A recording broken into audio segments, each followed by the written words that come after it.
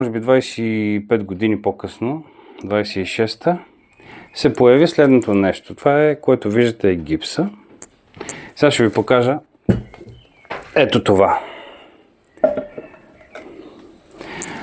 Това е същото детенце, само че реших да го направя в камък, защото камъка наистина е голямата страст на един скулптор. И сега ще ви покажа след малко как са взети точките от пунктир машината и са пренесени тук. Да направи и да се измоделира от камък иска наистина много повече усилия, много повече време, защото това беше един цял блок. От него се отнема с пунктир машината и се сваля точка по точка, за да се стигне до това. Има една-две идеи, които съм... Има една-две идеи на промяна, като например пуснал съм по-дълга косичка. Така, обаче ви го показвам на етап, в който то още не е завършен от камък.